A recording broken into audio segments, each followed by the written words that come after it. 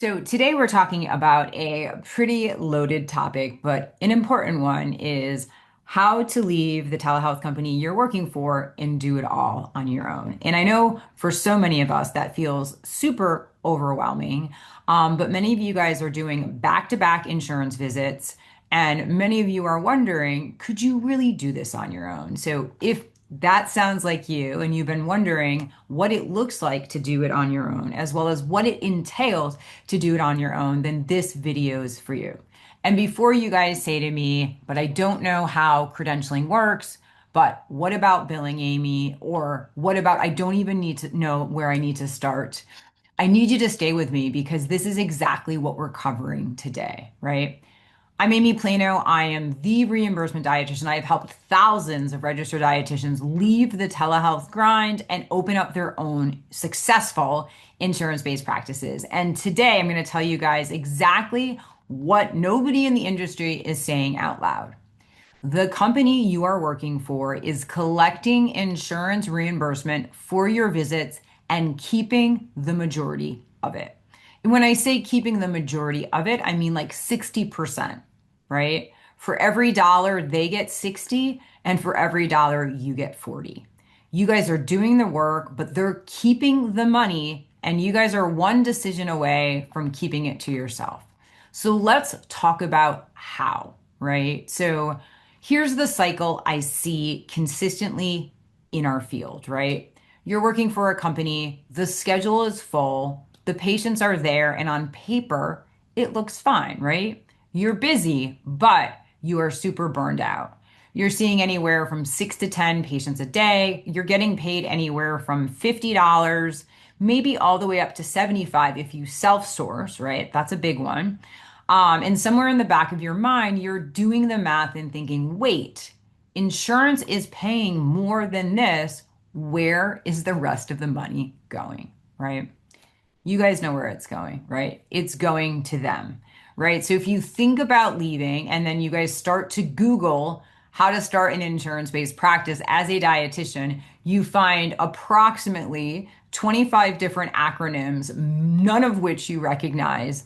And then you end up on some Reddit thread in the middle of the night from 2019 that's probably not accurate, right? And so it feels overwhelming. So you close your computer and you go back to the grind of what you've been doing. And I know that you guys are doing this because I have discovery calls with dietitians just like you every single day. And the problem isn't that you're not ready. The problem is nobody has given you a clear, honest, step by step picture of what this actually looks like doing it on your own. So before we go any further, I want to have the money conversation that nobody is also having with you. And so this is where I get super fired up because I am a huge proponent of not just females making extremely good money. I'm a bigger fan of registered dietitians making a shit ton of money. So insurance reimbursement rates for dietitians vary by state. But I want you to understand that the visits you're doing every single day have a real dollar amount attached to them, right? And the gap between what insurance pays and what's in your bank account, it is pretty significant, right? So when you own your own insurance practice, you are credentialed directly with the payers, okay? The entire 100% of the reimbursement rate comes into your bank account, not a platform, not a company. It goes directly into your bank account, literally via EFTs. Now I'm going to throw out some specific rates because they vary by state, but I'm going to just give you guys some wild cards in terms of range. And I'm going to use Blue Cross Blue Shield products. I'm going to go low, medium, and high. So there are certain states where the reimbursement rate on average is about $80. There are states where the average reimbursement rate is about $130 per hour. And then there are states where the reimbursement rates for registered dietitians billing insurance per hour are greater than $200 per hour.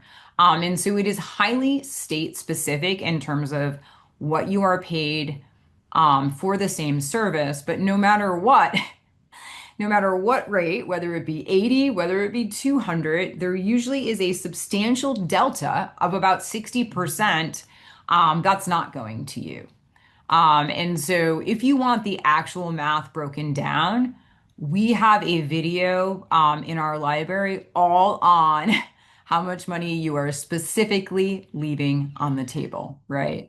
But just for now, I want you guys to understand the financial case for owning your own practice is real and significant, right? We're not talking pennies on the dollar. We are talking about thousands of dollars per year, many in the five plus figure category, right? So now let's talk about the actual steps, the meat and potatoes of if you want to break away from a telehealth company and do this all year on your own. So let's talk about what it really takes in very concrete steps. So step one, right? Check your contract. Before you do anything else, go find the contract that you signed with a telehealth company and read it. Specifically look for, a non-solicitation, a non-compete, that type of language. Whether or not that holds up in court, right? You just want to know what you're dealing with relative to your contract. Most telehealth companies' contracts are going to have something in there about not taking your patients with you, or even maybe practicing in a certain geographical area for a certain period of time.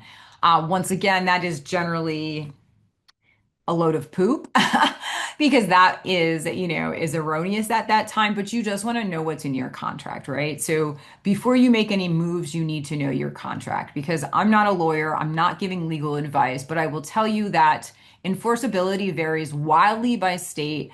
As well as the clauses, they're generally far less ironclad, right? So talk to an employment attorney if you have questions. Don't let vague jargon about non-competes paralyze you because it may or may not be outdated without understanding what it means specifically for your state. Number two, once again, I have several videos on this. Decide on your business entity, right? You're going to need a business entity in order to exist on your own. And for many dietitians, it may be an LLC. But just to be very, very clear, in order to accept insurance in certain states, you may need to be in a very specific business entity. So that's why you want to sit down and pay a tax expert to help you. And then that tax expert will probably help you get an EIN from the IRS, which will become your employer identification number. And then you'll open a business bank account for all of that money you'll be making from insurance. And this sounds way more complicated than it is. Most states let you file an LLC online, and not that I recommend this, but in this day and age of AI, you probably could AI your way to an LLC. With that being said, just to remind you, if you change your business structure at any point in the credentialing and contracting process, you may need to start over if that business tax identification number changes. So step two, decide on your business structure. Step three, get your credentialing paperwork in order. This is where people panic, and I need you to slow your roll, Karen, right? Slow your roll. Credentialing is a process of getting contracted with the insurances so they will pay you, not the telehealth companies, directly for the visits. And yes, paperwork is required. We recently did a video that walked you step by step through the credentialing process. So go into our search engine for this page, you'll be able to find it. But you're going to need your NPI, you're going to need your CAQH, and you need to know exactly who you want to credential with.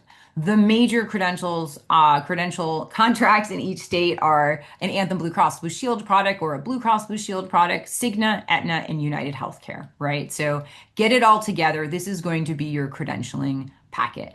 Then obviously step four, you're going to apply to the payers, right? Like I said, I really recommend starting with the big commercial ones, Aetna, Blue Cross, Cigna, and UHC, plus Medicare if you want to serve diabetic and patients who have CKD, right? So credentialing takes time. We're talking about probably more or less 4 to 6 months on average. This is not a fast process. It means step four needs to happen way before you want to leave your current job. Ideally, you're starting credentialing applications, hopefully, while you're still employed, so then you can build the pipeline and you wait for approvals to come through before you make your strategic exit, right? We are adults. We need money. We don't do silly things, right? So, step five, we're going to set up your operations, right? You need an EHR, you need a clearinghouse, a way to submit claims so we can get you paid. There's a lot of different options. I'm not going to go deep on them today, but the basics, pick an EMR and then make sure you select a clearinghouse, a simple website, in a way in which your patients can schedule HIPAA compliant scheduling, right? It does not need to be a fancy one on day one. And always keep in mind, done is much better than perfect. You can always build this out as you go. So don't let that part trip you up. Okay. So here's something I want to address because I know it is on your mind as you're listening through this video. There are two ways you guys can approach these 5 steps, right? Number one, you can do it yourself. You can learn the credentialing process, submit it on your own, and manage your own billing. Totally doable, especially with the right education and support. This is exactly where my membership and my coaching programs are designed for, right? We're going to link those below the video because a lot of you guys want to learn the process and you want me to do it with you. The second path is for dietitians and CNSs who want to have it done for you, right? You hire somebody like my credentialing agency to handle the applications, chase the payers, and get you contracted while you focus on everything else. You pay for the service, but in return, you get your time back, right? So you avoid the learning curve. Neither path is wrong. It comes down to your time, your budget, and honestly, your personality, right? Some RDs, like your girl Amy P, want to understand every piece of it. Others just want to, just want it handled, right? So I know some of you are sitting there thinking, I don't have enough patients to fill my schedule. You do not need a full schedule on day one. Most RDs start part-time in their practices while they're full-time in their practice making money, right? So they're working for somebody else while they're building their side hustle. Because a lot of dietitians, nobody knows where to start, right? And so they constantly are thinking about kind of all of the things that can go wrong. So if this video got you moving in, putting your ear up and wanting to listen, here's what I want you to do next. If you're somebody who wants to do this on your own, go find the video I think we did last week all about how to get credentialed, right? I walk you step by step through the process. If you're ready to stop figuring this out alone, we're going to put our coaching programs down below. And these are designed specifically for dietitians who want to open up their insurance-based practices and want me to help them hold their hand through the whole process, right? So rather than learning this whole thing on your own, like I said, my coaching programs will take you through everything. And third, subscribe because I put out content just like this every single week. Credentialing, billing, reimbursement, private practice operations, all of it, right? No gatekeeping, pretty much no fluff, just the stuff that actually helps you guys build profitable practices that pay you your worth, right?